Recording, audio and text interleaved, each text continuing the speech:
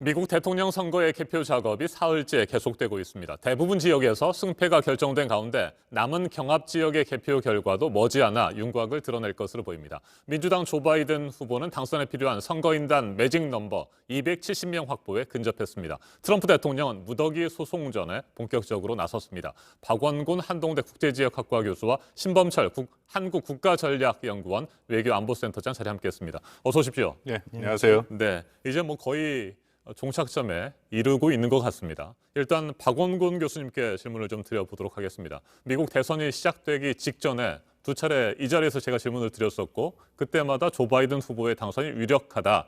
사실상 조 바이든 후보가 대통령이 될 것이다 이렇게 예상을 하셨잖아요. 예. 그런데 개표 초반에 트럼프 대통령이 큰 표 차이로 앞서갈 때 그때는 좀 어떠셨습니까? 떨리셨을 것 같습니다. 그렇습니다. 당일날 오후에 오전에는 사실 계속 그때도 말씀드린 것처럼 플로리다, 노스캐롤라이나, 조지아, 텍사스 4개 주가 중요하다. 왜냐하면 그 주는 가장 개표가 빨리 이뤄지는 주고 그 4개 주 중에 하나라도 바이든 후보가 갖고 오면 이것은 쉬운 선거가 될 것이다 얘기를 했는데 의외로 플로리다에서 트럼프 대통령이 격차를 많이 벌렸고요. 네. 말씀드린 4개 주에서 다 승리하는 모습이 되니까 오후부터 이제 러스트벨트가 개표가 되고 그러면서 러스트벨트에도 사실 차이가 많이 났습니다. 노스캐롤라이나 같은 경우에 거의 20% 가까이 차이가 나왔고 미시간이나 위스콘신 같은 경우에도 10% 가까이 차이가 나니까 우편 투표가 나중에 개봉된다는 걸 알고는 있었지만 이것이 좀 쉽진 않겠다라는 생각이 좀 들더라고요.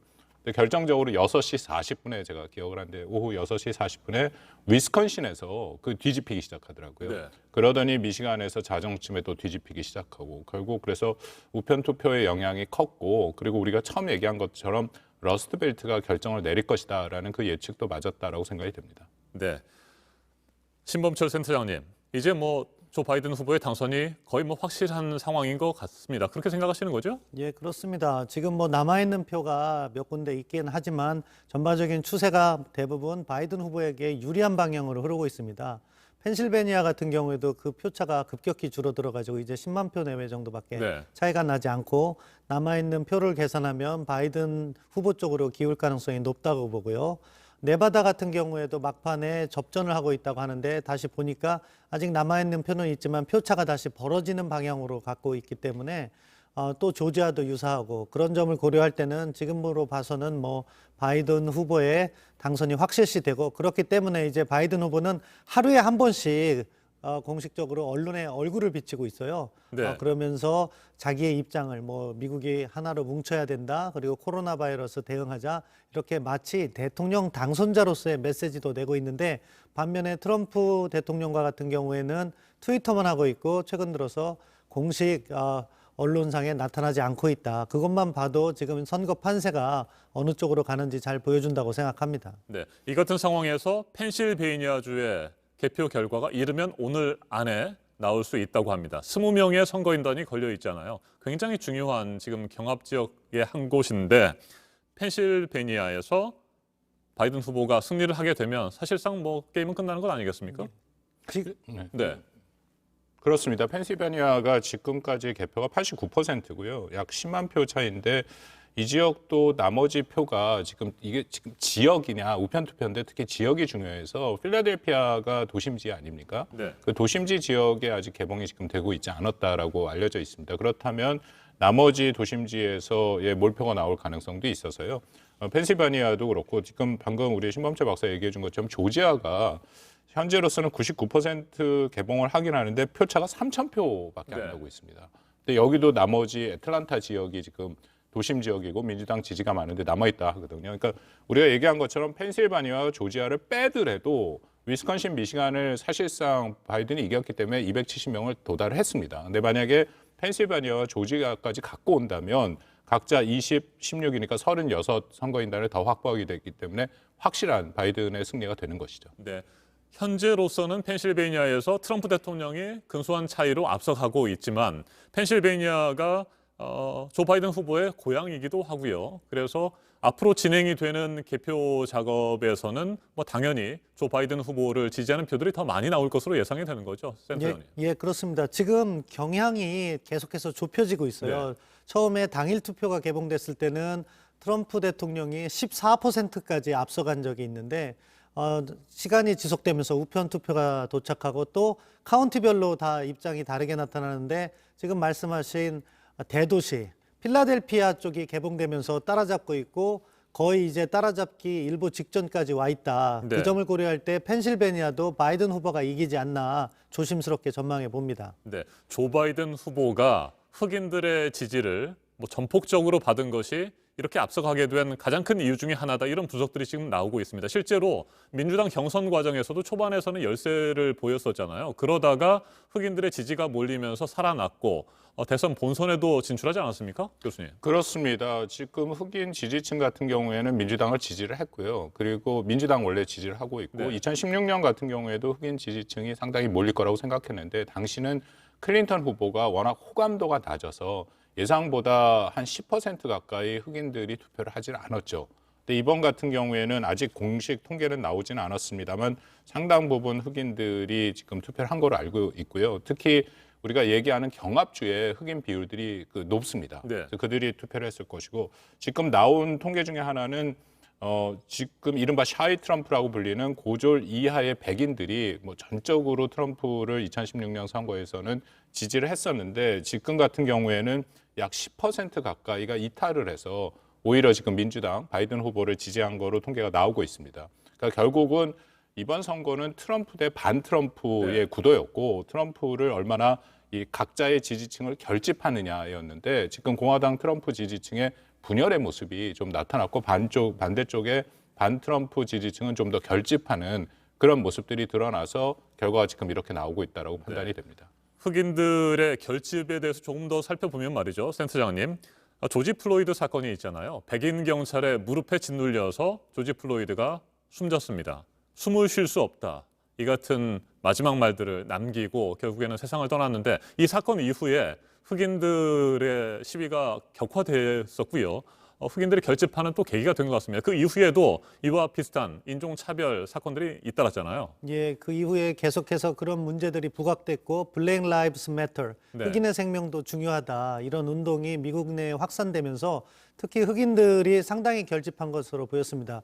박원건 교수께서 잘 지적했는데 힐러리 클린턴과 과거 오바마 대통령의 가장 큰 차이는 흑인 투표인단이 얼마나 선거에 참여하느냐에 있었는데 네. 힐러리 클린턴과 같은 경우에는 흑인들로부터 많은 지지를 받지 못했어요. 그런데 이번에 그 조지 플로이드 사건 이후 그리고 블랙 라이브스 매터 운동이 전개되면서 흑인들이 상당히 결집한 것으로 보이고 흑인들의 투표율이 높게 나타났다. 그것이 이번 바이든 후보가 승리하는데 중요 원인이 되었다 이렇게 평가할 수 있겠습니다. 네. 트럼프 대통령 지금 뭐 전세가 굉장히 불리한 상황이고 예고했던 대로 무더기 소송전에 나섰습니다. 뭐 사실상 이번 대선을 승복할 수 없다 이런 것 아니겠습니까? 교수님, 이렇게 불복 소송 또 그다음에 개표 중단 요구 이런 것들이 계속 이어지고 있는데 이건 어떻게 될 것 같습니까? 뭐 트럼프 대통령은 두 가지 방향으로 문제 제기를 하고 있는데요. 하나는 워낙 근접했기 때문에 특히 위스콘신 같은 경우에 이제 재검표를 요구를 하고 있고 네. 나머지는 트럼프 대통령이 계속 얘기해왔던 우편 투표가 불법이다, 문제가 있다라고 해서 우편 투표에 지금 들어간 주들, 경합주 아직 결정 안 난 주의 개표 중단을 요구를 하고 있습니다. 근데 이게 문제가 재검표 같은 경우 위스콘신의 주법에 따르면 1% 미만이면 지금 재검표가 되고 있는데 양 후보의 표차가 지금 1% 미만이거든요. 그래서 재검표를 허용할 가능성이 매우 큽니다. 근데 다만 지금 개표 중단하라는 것은 그것은 쉽진 않죠. 일단 명백한 증거가 있어야 되고 그리고 이걸 연방 대법원으로 한꺼번에 가져가는 것이 네. 아니라 미국의 사법 체계도 주별로 결정이 되기 때문에 일단 주 지방법원을 갔다가 주 대법원 그리고 연방법원에서 이것을 받아줄지 말을지도 지금 별개의 관건입니다. 그래서 현재로서 트럼프 대통령의 그런 그것은 좀 정치적인 의미가 있지 않느냐. 이제 그런 판단이 좀 드네요. 네. 실제로 개표 중단을 요구하는 소송들은 잇따라 기각되고 있잖아요. 그렇습니다. 대법원에서는 뭐 미국의 그 법 체계가 기본적으로 연방제이기 때문에 연방 대법원에서 각 주별로 결정을 하게 두지 구태여 연방에서 대법원 차원에서 이렇게 뭔가 문제를 제기하거나 결정을 하는 것을 최대한 피하려고 하는 경향이 분명히 있습니다. 네. 그래서 주에서 명확한 주법에 규정이 된 것은 연방 대법원에서 받아들이지는 않죠. 알겠습니다. 자, 그럼에도 불구하고 신 센터장님, 트럼프 대통령 쉽게 포기하지 않을 것 같은데 어떻게 나올까요? 뭐 트럼프 대통령으로서는 계속해서 문제 제기를 하겠죠. 1심에서 기각됐다 하더라도 그것을 다시 상급심으로 가져가고 또 공화당이 유리한 위치를 점하고 있는 대법원에서 문제를 풀어보려고 할 건데요. 이러한 트럼프 대통령의 계산이 나름대로 통하게 하기 위해서는 애리조나나 네바다를 한 곳을 이겨야 돼요. 그리고 조지아를 지키고 펜실베니아에서 문제가 결정됐을 때 펜실베니아 문제를 끝까지 가지고 가는 그런 접근이 필요한데 네. 지금 애리조나나 네바다에서 다 지게 되고 또 펜실베니아도 조기에 역전이 된다면은 트럼프 대통령의 소송전은 법적 실익이 없다 그래서 심지어 대법원에 가져간다 하더라도 성과를 내긴 어렵다. 접전이 필요한데 지금은 오히려 접전에서 다시 바이든 후보 쪽으로 더 기우는 바이든 후보의 일방적 승리도 예상할 수 있는 그런 상황으로 가고 있습니다. 지금 말씀드린 대로 애리조나, 네바다, 그리고 조지아, 펜실베니아까지 이기면은 300표가 넘게 됩니다. 그러면은 트럼프 대통령으로서도 자신의 주장을 관철하기가 상당히 어려운 상황으로 몰리게 되는 거죠. 네, 트럼프 대통령은 대선 직전에도 뭐 사전 투표라든지 우편 투표와 관련된 소송 수백 건을 이미 제기하지 않았습니까? 이에 대한 법원의 판결도 이미 나온 상태고요. 예, 박원곤 교수가 이야기한 것처럼 대법원의 입장은 각 주에 맡겨라는 네. 거고요. 지금 미시간이나 펜실베니아 같은 경우에도 조지아죠. 1심은 벌써 기각을 했고 그런 차원에서 볼 때 트럼프 입장에서는 계속해서 소송전으로 가져감으로 해서 현재 유리한 주를 지키고 또 현재 불리한 주는 소송을 하지 않고 끝까지 개표가 되게 함으로써 자기가 역전하고 그게 이제 대표적인 케이스가 애리조나 같은데 그런 접근이 통하기는 점점 더 어려운 상황으로 궁지에 몰리고 있다 그렇게 평가합니다. 네, 박 교수님, 미국 대선에 이미 정해진 일정에 따르면 일단 12월 8일까지는 선거인단이 확정돼야 되잖아요. 예. 그리고 나서 12월 14일에 선거인단이 투표를 하게 되는 거고요. 어떤 방식이든지 어떤 상황이든지 간에 12월 8일까지 선거인단은 확정되는 겁니까? 그러면? 안 그럴 수도 있죠. 12월 14일 날 말씀하신 확정을 하고 12월 14일 날 각 주도에 모여서 뭐 형식적이긴 하지만 투표하는 형태를 보입니다. 이게 선거인단 선거이기 때문에요.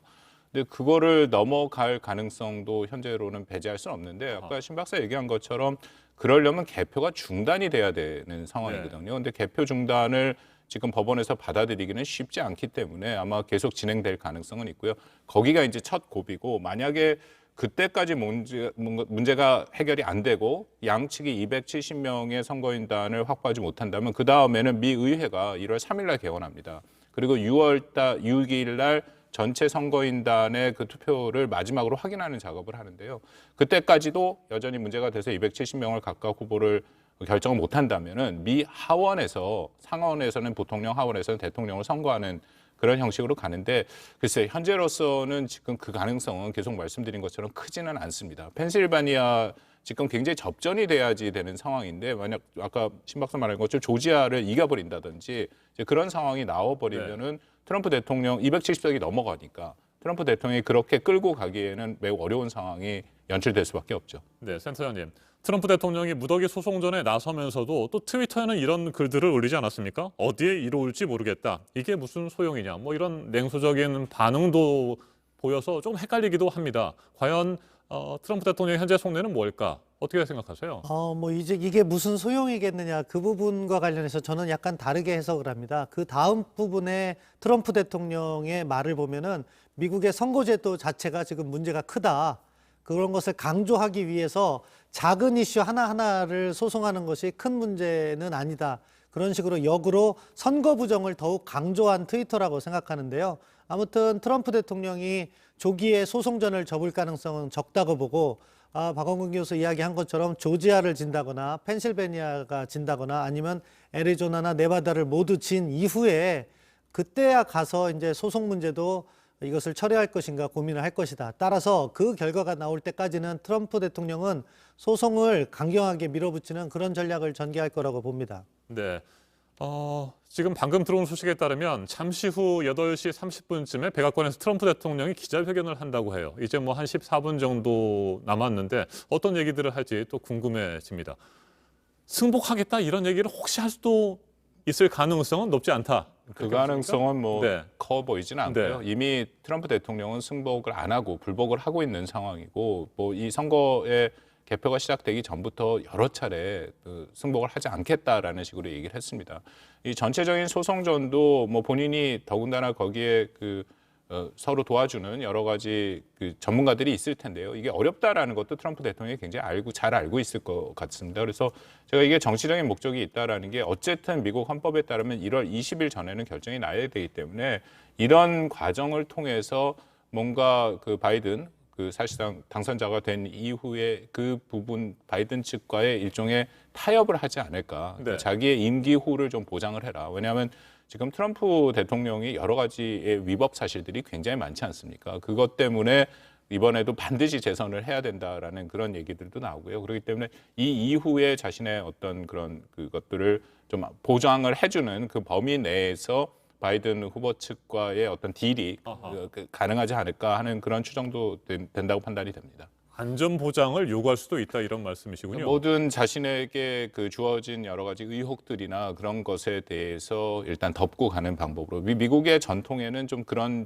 전례가 전에도 좀 없는 것은 아니었거든요. 그러니까 통합을 위해서 또 특히 바이든 후보는 그걸 받아들일 가능성이 있죠. 지금 이번 선거에서 보여줬습니다만 미국의 정치가 굉장히 양극화된 모습들이 있었고 그래서 바이든 후보가 당선돼서 지금 대통령을 임기를 시작한다면 제일 해야 될 일은 지금 분열된 미국 사회를 통합해야 되는데요. 네. 그렇다면 이 트럼프 지지층들을 끌어안아야 됩니다. 오히려 트럼프를 공격하면은 그것은 더 분열이 심화될 가능성이 크니까요. 아마 그런 고민들을 하고 있다라고 생각이 됩니다. 네, 신범철 센터장께서도 조 바이든 후보가 트럼프 대통령에 대한 안전 보장을 어느 정도 해줄 가능성이 있다고 보십니까? 뭐 과거 닉슨 케이스가 그랬잖아요. 네. 닉슨 대통령이 탄핵을 앞두고 자기가 물러남으로 해서 그 임기 후에 모든 기소를 하지 않는 것을 보장받았습니다. 트럼프 대통령도 마찬가지 생각을 하고 있을 거라고 봐요. 그런데 지금 뭐 잠시 후에 있을 기자회견에서 벌써부터 그런 거래를 하기에는 너무 이르다고 보고 아직은 자기가 이기는 주도 있으니까 네. 아마 이번에 백악관 성명은 자기가 이기는 선거다. 그리고 선거의 문제가 심각하다. 그것과 관련해서 법적 소송을 계속해서 제기해 나가겠다는 기존의 입장을 강하게 추진할 겁니다. 그런 다음에 몇 군데 주요 주에서 패배가 확인이 되면은 그 다음에 있어서 그런 소송을 기각할 것을 전제로 해서 국민 통합의 메시지를 함께 내자. 바이든 대통령 후보와 아마 거래는 시도할 가능성이 높다. 그런 것들이 잘 이루어지면 사실은 분열은 어느 정도 확산되지 않고 조정이 되는 가운데 바이든 대통령의 안정적인 취임이 이루어질 가능성이 있고요. 근데 다만 현 시점에서 트럼프 대통령이 그것을 입에 꺼내거나 추진하기는 너무 이른 시점이고 이번 잠시 후에 있을 백악관 성명은 아마 트럼프 대통령은 자기가 이겼다. 이 선거 자체는 사기다. 그런 이야기를 할 가능성이 높다고 봅니다. 네, 그럴까요? 10분 정도가 남았는데 트럼프 대통령이 백악관에서 어떤 얘기들을 하는지 저희가 계속해서 지켜보면서 전해드리도록 하겠습니다. 트럼프 대통령 말씀하신 대로 어느 정도의 안전 보장을 받게 된다 그러면 지금 당장은 아니지만 시간이 좀 흘러서 내년 1월 20일이 이제 새로운 대통령 취임식이잖아요. 뭐 그 전에는 뭐 확실히 그럼 내가 승복하겠다 뭐 이런 식으로 말을 하게 되는 겁니까? 승복이라는 것은 법적 구속력은 사실 없는 거죠. 이건 미국의 전통이기 때문에 여태까지 1800년대부터 계속 이어왔던 전통입니다. 그래서 확실히 개표가 다 끝나기 전에도 이제 패자가 확실하게 지는 모습이 보이면 자기가 이 선거에서 졌다라는 것을 승복하는 거고 네. 또 승자는 그것을 받아들이는 그런 전통이거든요. 그래서 저는 트럼프 대통령이 끝까지 자기가 선거에서 졌다라고 승복할 가능성은 커 보이지는 않습니다. 계속 이 선거 자체에 문제가 있다. 그러니까 그걸 통해서 뭔가 바이든 캠프와 타협을 할 가능성은 있지만 이 선거에 대해서 지금 4년 동안 보여준 트럼프 대통령의 여러 가지 행태와 성향을 봐서 끝까지 공개적으로 승복을 할 가능성은 저는 커 보이지는 않습니다. 네. 그렇다면 여기서 또 하나 드는 궁금점이 지금 트럼프 대통령이 추진하고 있는 굉장히 많은 소송전들 있잖아요. 이 소송들은 새로운 대통령이 내년 1월 20일에 취임하게 되면 그러니까 좀 더 직설적으로 말씀을 드리면 조 바이든 후보가 대통령이 당선돼서 46대 대통령이 임기를 시작하게 되면 그런 소송들은 취하가 되는 겁니까? 아니면 그 이후에도 계속해서 진행이 되는 겁니까? 센터장님. 사실은 뭐 그 선거 소송의 특징상 조기에 결정할 필요가 있고 아마 뭐 주법원이나 대법원도 조기에 결정을 함으로써 대통령 임기에 지장을 주진 않을 겁니다. 그렇지만 소송 자체가 지연된다면은 말씀하신 대로 1월 20일 이후에도 계속해서 소송이 될 수 있는 가능성은 열려 있는 거죠. 하지만 선거 소송은 미국도 빨리 진행하고 있기 때문에 그런 일은 없다. 2000년에 알고와 조지 부시의 그 소송에 있어서도 사실 12월 달에 결정을 내줬거든요. 그렇기 때문에 뭐 소송으로 인해서 대통령 취임이 지연되거나 국가적인 문제가 발생할 가능성은 매우 적다고 봅니다. 그러니까 미국은 입법, 사법, 행정의 삼권 분립이 네. 잘 정착된 모범적인 국가 중에 하나죠. 물론 최근에 양극화가 되면서 거기에도 좀 문제가 있습니다만 기본적으로 사법부, 특히 연방 법원의 입장은 정치 영역을 이 법으로 갖고 오지 말라는 거거든요. 그래서 연방 대법원의 판결들을 보면 이것은 정치적으로 해결될 것을 꼭 소송을 갖고 와야 되냐. 그럼 정치적인 전체 과정에서 영향을 줄 만한 판결들은 그 과정에 영향을 주지 않도록 사전에 하는 것이 그 여태까지 해왔던 전통이고요. 대표적인 것이 2000년에 있었던 조지 W 부시 행정부와 조지 W 부시 대통령과 알고 후보 사이에서의 그런 그 연방 대법원 판결이었죠. 그때도 12월 14일 날 말한 선거인단의 그 최종적인 투표에 방해가 되지 않아야 되기 때문에 재검표를 중단하라라고 연방 대법원이 판결한 바가 있거든요. 그렇게 그 전통을 본다면 1월 20일 새 정부가 출범하기 전까지 모든 소송에 대해서는 기본적으로 일단락될 가능성이 있다고 보입니다. 네, 인종차별과 관련된 논란이 이번 대선에 어떤 영향을 미치게 됐는지는 앞서 흑인 지지자들의 결집에 대해서 저희가 얘기를 나누면서 짚어봤고요. 그리고 또 가장 큰 변수 중에 하나가 바로 코로나19 아니었습니까? 이것은 어느 정도나 이번 대선에 영향을 미쳤다고 보시는지요, 센터장님? 저는 코로나19가 결정적인 영향을 미쳤다고 봅니다. 뭐 이번에 여론조사에 나온 것을 보면 경제가 가장 큰 문제였고 코로나는 세 번째 이슈가 됐고 뭐 인종 문제도 있었다고 보는데 사실 코로나19 문제는 미국 경제에도 큰 영향을 미쳤거든요. 네. 작년 이맘때로 돌아가 보면은요, 미국 경제가 그 어느 때보다 호황이었어요. 그렇기 때문에 경제적 성장은 트럼프 대통령의 가장 큰 선거에 있어서 캠페인의 주요 이슈가 될 수 있는 거죠. 그런데 코로나19로 인해서 올 상반기에 트럼프 대통령이 쌓아왔던 경제적 성과가 다 날아가 버리게 된 거죠. 그렇기 때문에 사실은 트럼프 대통령이 계속해서 자기가 강한 경제를 만들었다고 주장을 하지만 설득력이 상대적으로 떨어지게 된 거예요.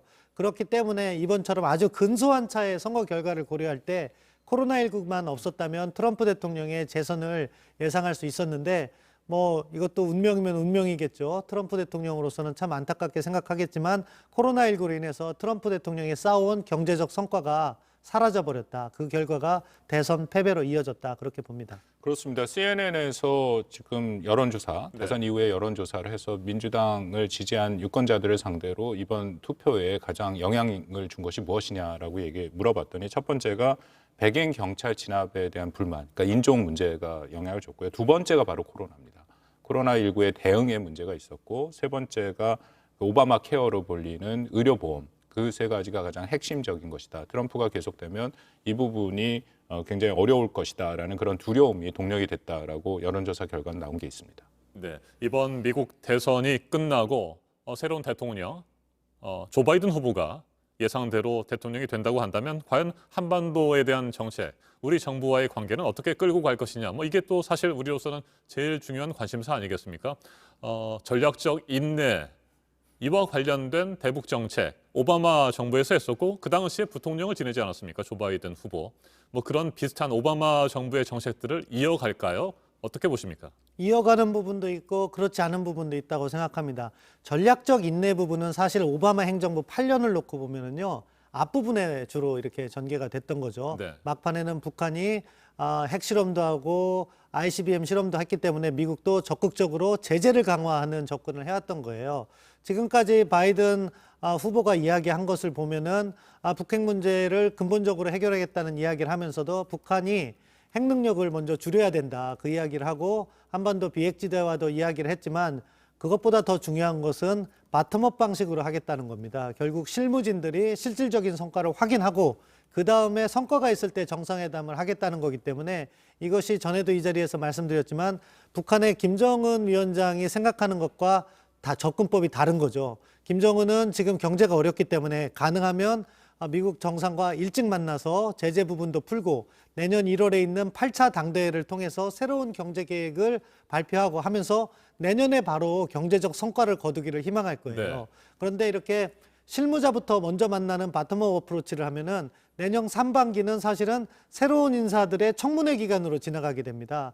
그러면은 일러야 여름이 돼서야 북한과 접촉을 하는데 실무 수준부터 접촉을 하게 된다면은 사실은 정상회담은 내년 말이나 내후년으로 넘어가게 돼요. 그러면 내년 동안에 북한 경제가 상당히 어렵게 되겠죠. 그것을 만약에 김정은 위원장이 참지 못하게 되면 도발을 함으로써 미국의 관심을 끌어모으는 전통적인 방법으로 돌아갈 수가 있어요. 그러면은 뭐 3월에 군사훈련이 예정되어 있는데 그것을 명분으로 해서 북한도 대륙간 탄도미사일을 발사한다거나 이런 식으로 가면은 또 한반도의 긴장도 조성될 수 있고, 따라서 지금 상황에서는 전략적 인내를 예상하기보다는 불확실성이 크다고 보아야 되는 것이 올바른 접근이라고 보고요. 그러한 불확실성을 줄여나가기 위한 정부의 예방 외교가 필요한 거죠. 네, 교수님께서는 어떻게 생각하세요? 그렇습니다. 지금 바이든 캠프에 있는 인사들은 전략적 인내라는 표현을 굉장히 싫어합니다. 사실상 전략적 인내는 전략적 방치였고 실패한 정책이다. 그 기간 동안 2012년에 그 당시 오바마 행정부 바이든 부통령 때였죠. 북미 간의 229 합의가 이뤄졌는데 그 이전까지 신 박사 말처럼 전략적 인내를 하는 기간 동안 결국 북한이 핵에 대한 능력을 고도화했고 핵을 완성해가는 과정이었거든요.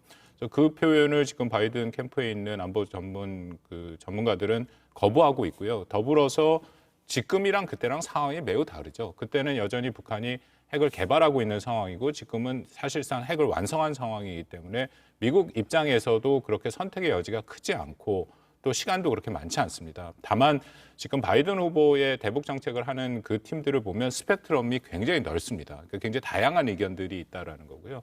물론 주류는 기존에 했던 바텀업 어프로치 실무회담을 중시하고 북한을 제재를 해서 북한의 전향적인 비핵화를 끌어내야 된다라는 그런 주류가 있지만 안 그런 쪽도 분명히 있거든요. 북한을 사실상 핵 보유국으로 인정하고 그다음부터 철저한 검증을 통해서 북한의 핵을 줄여가야 된다. 그건 일단 동결을 좀 해야 된다. 그런 주장을 하는 그런 그룹들도 있습니다. 그래서 한국 입장에서는 저도 신 박사랑 지금 동의하는 게 굉장히 불확실성이 큰 앞으로의 6개월이 될 가능성이 크고요. 그렇다면 우선적으로 한국과 미국은 같은 대북 정책을 갖는 게 매우 중요합니다. 서로 간에 지금 바이든 후보와의 입장차가 분명히 보이는 부분이 있습니다. 그 부분부터 한국과 미국이 먼저 협의를 해서 범위를 정확하게 정하고 서로의 목적과 방법을 같이 일치시키는 작업부터 하고 그다음에 북한이 혹시라도 도발하지 못하도록 네. 같이 공동 대응하는 그런 노력이 필요하다고 생각합니다. 네, 자 대북 문제, 북한 비핵화 문제에 있어서는 조 바이든 후보가 당선돼서 취임을 할 경우에 북한으로서는 사실 뭐 연결고리라든지 대화 채널 자체가 기존의 트럼프 대통령 때와 달리 굉장히 부족할 수 있잖아요. 그래서 우리 정부가 보다 중재 역할을 더 할 수 있는 그런 여지, 그런 폭이 넓어진다, 뭐 이런 예측들도 나오고 있는데 그렇게 생각하세요, 센터장님? 예, 미국의 모든 행정부는 한국 정부의 입장을 잘 경청합니다. 그리고 또 이 민주당 정부가 더 한국의 의견을 잘 반영했던 과거 전통도 있어요.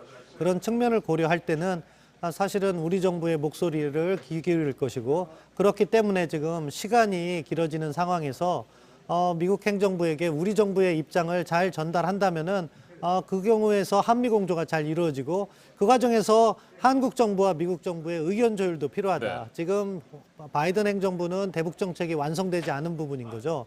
그때 우리 정부가 뭐 우리 정부 입장만을 전개하는 것이 아니라 미국의 입장도 고려해서 약간의 절충안을 마련해서 한미 간의 의견을 조율해 나간다면 그것은 바이든 행정부로서도 상당히 받아들이기가 용이하고, 그 부분을 또 북한을 잘 설득해낼 수 있다고 하면은 어떻게 보면 남북미 회담 자체가 보다 조기에 전개될 수 있는 여건을 조성할 수 있다.